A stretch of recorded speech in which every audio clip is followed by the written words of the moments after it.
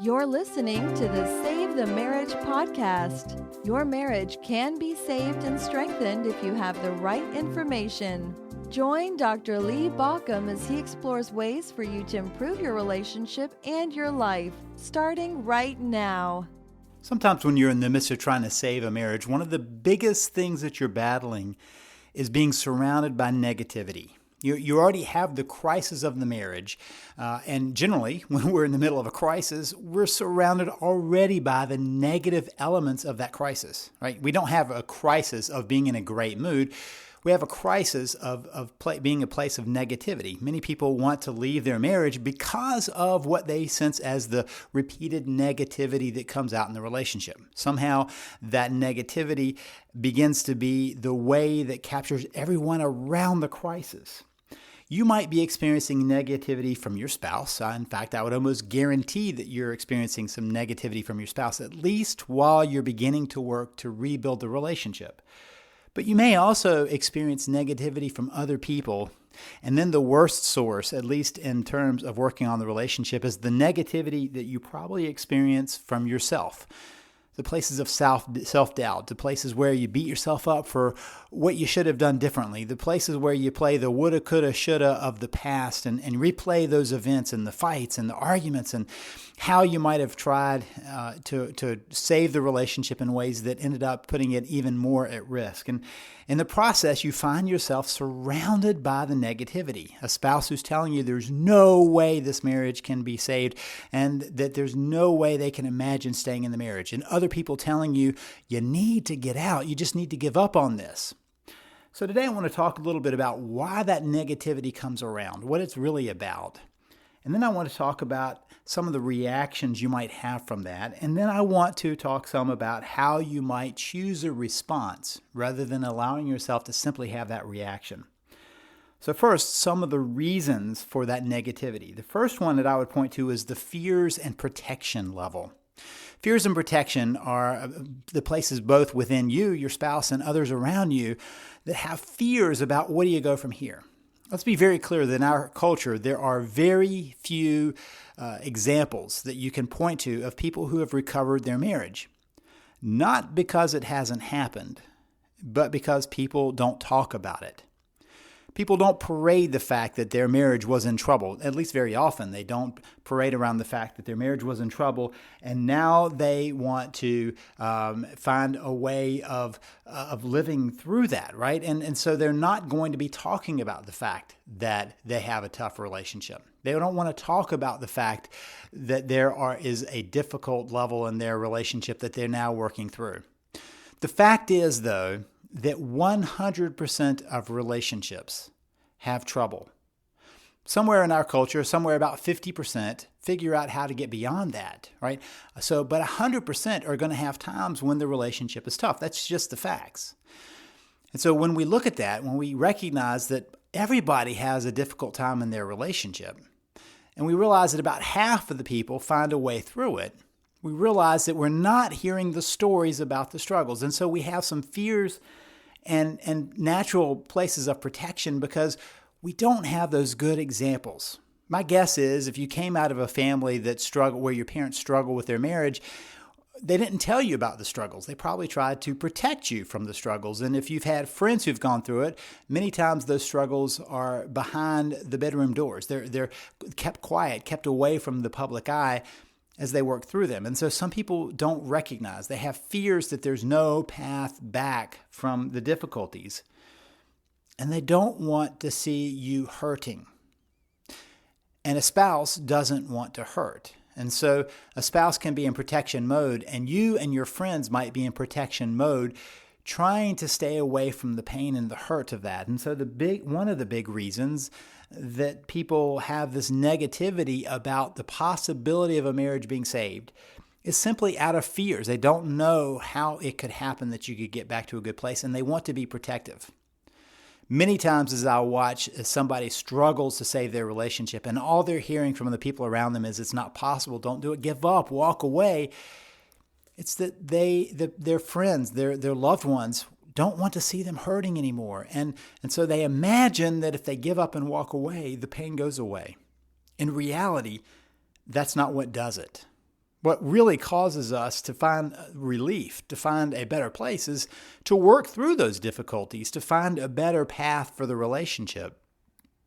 But we don't know about that. People don't know that path. And so think about the fact that those loved ones around you, and even yourself, want the better for you, want you to feel better. And so one easy way, because they don't know that there's another path, is just to see that there's no way back. Your spouse might be playing in their own fears of, what if I give it another chance? What if I try again and I can't make it further forward? What if I try again, I step back into this and I allow myself to be back open to the possibility only to have it happen again?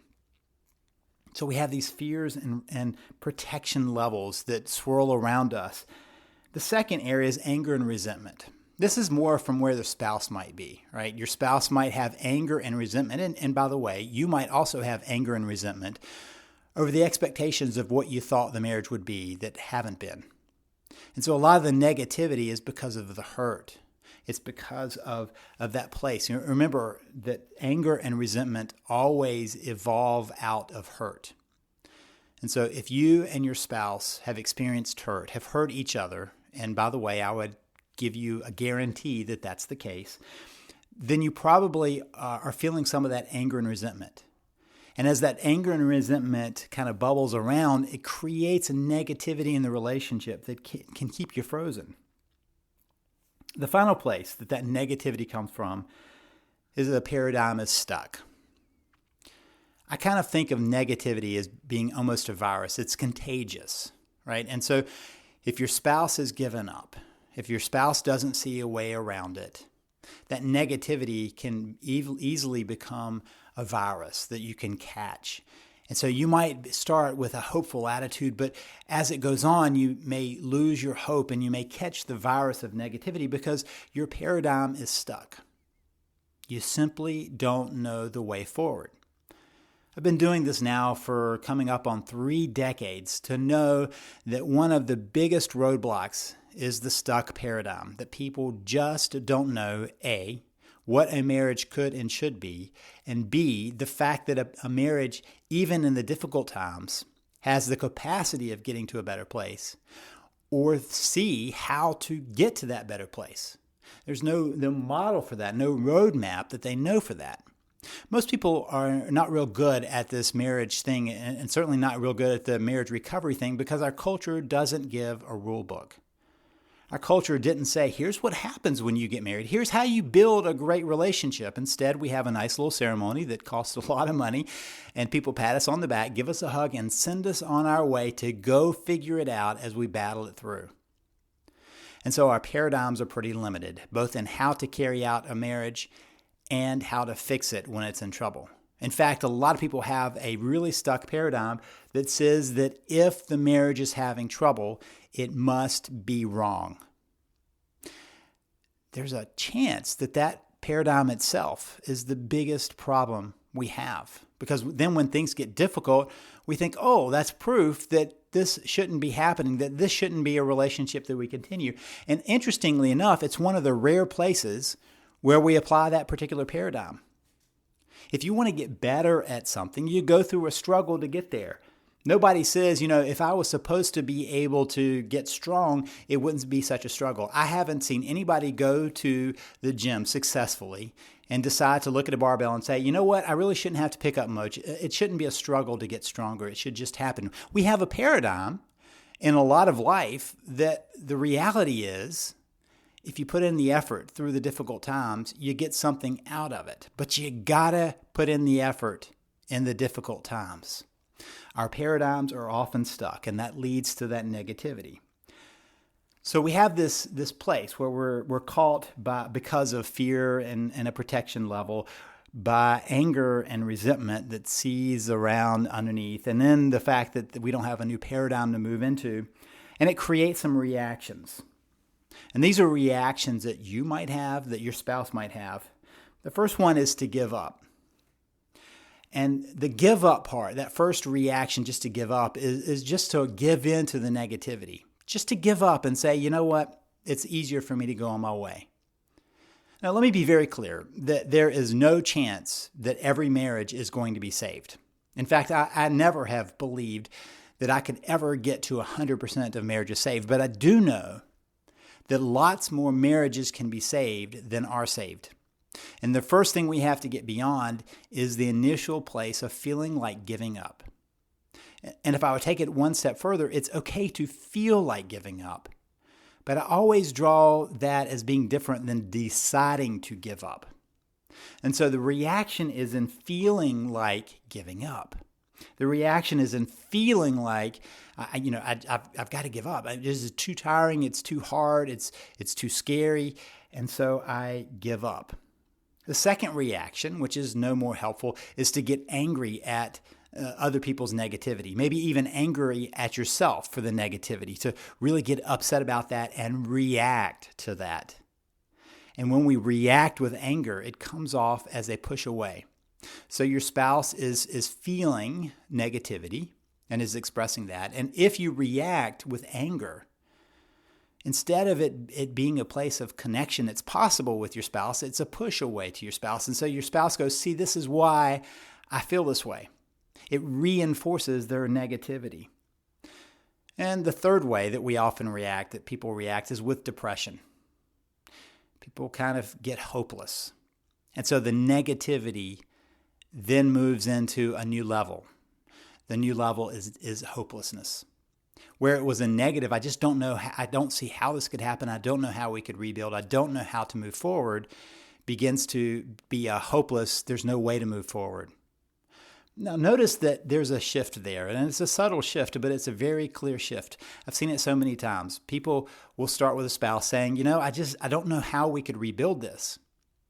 And a spouse will hear that as there's no way for it to happen, rather than hearing it as, I do not see the way to do it. I do not see a path through this. And what a spouse is saying in that, I don't know how to do that, I don't know how we could do that, they're talking about a negativity, but it's met with a hopelessness where the person says, well, we can't, we give up. And so I've seen conversations quickly devolve into a spouse saying, I don't feel the love. I don't know what to do. I don't know how we would get there. And they end up separated when the only difference between the two outcomes of separation or even rebuilding would be to say, you know what? I do. Let's figure out how we work towards a new model of being. Let's figure out how we find a third option. One of the clear paradigm stick points is that people see one of two choices. One is to stay in a marriage and be miserable. I have never been a proponent of that. I have been a proponent of staying in a marriage and working through the difficult times, but I'm not for staying in a marriage and being miserable. But then others see the other option as leaving the marriage and finding happiness. And the false side of that is believing that just by leaving the marriage, there's happiness to be found. Sometimes people leave a marriage only to discover that it wasn't the marriage after all, that the misery wasn't by the marriage. The marriage was just part of a bigger cycle. And what we miss in that formulation is the third option. A third option is to build a marriage that both people would treasure and protect because it's full of love and respect. And I'm always for that third option. But sometimes people get so hopeless that they forget the third option. So what's a better response than those reactions? Well, the first one is to acknowledge and examine the negativity. To be able to say to somebody, I get it. I get why you don't see a possibility. Let's talk some about why you don't. And to have that conversation with yourself. Why do you feel the negativity? To get to the roots of it and to recognize that you might be playing some old tapes from somewhere else that have nothing to do with the current situation. That your friends and family might be playing old tapes that have nothing to do with you, but their fears about what might happen. That your spouse might be playing those tapes, and to be able to just acknowledge the negativity, just to say, I get it. I see that we're at a tough spot.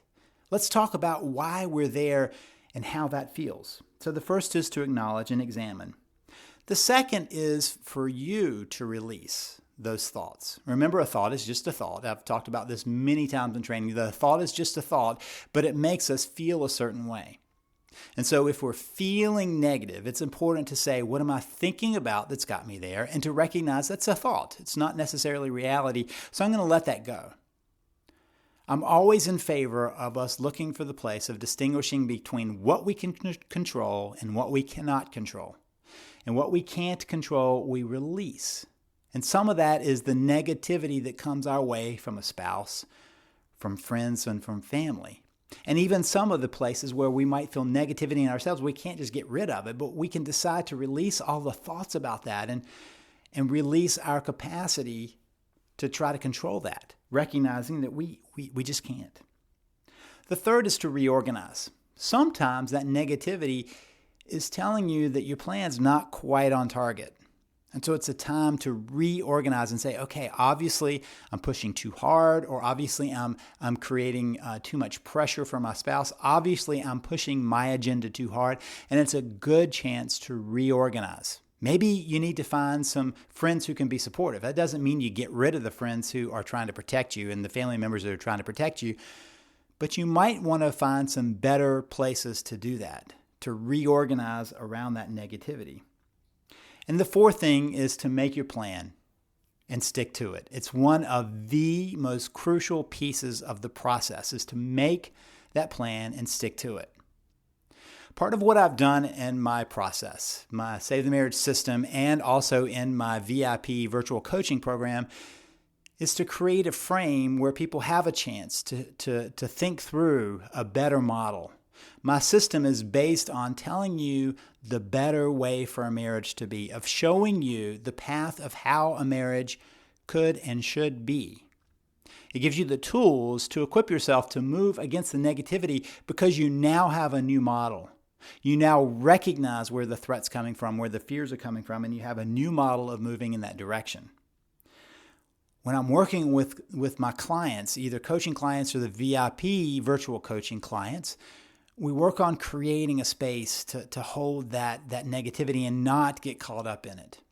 In fact, one of the things I provide for the VIP virtual coaching members is a place to share their story together with others who are in the same place, that are struggling in the same way, so they don't have to take it to their friends and they don't have to take it to their family members, and they can find a place where people are willing to listen and know of another way. They may not be there yet, but they know of a better way to get there. And then in the VIP program and with my coaching clients, I work hard to make sure their plan is on target, because I know if you have your plan, you have your roadmap. You have your process. If you're stuck, I would love to invite you to grab the Save the Marriage system. If you do try that, if you try my system, you'll see that I also offer you a trial, a week free of the virtual coaching. If you go ahead and sign up for it, you get a week free to see what that's like. If you've already got my system, contact me and let me know. Let's talk about how we get you into the VIP program so that you continue to find a place where you can avoid that negativity, not get sucked into it. If you choose not to grab my system, not to join the program, that's great. But remember this one key point. You don't have to catch the negativity. You don't have to catch the virus that's infected them. You can decide to continue your plan to save your marriage. You've been listening to Save the Marriage podcast. For more information and help, please visit us at SaveTheMarriage.com.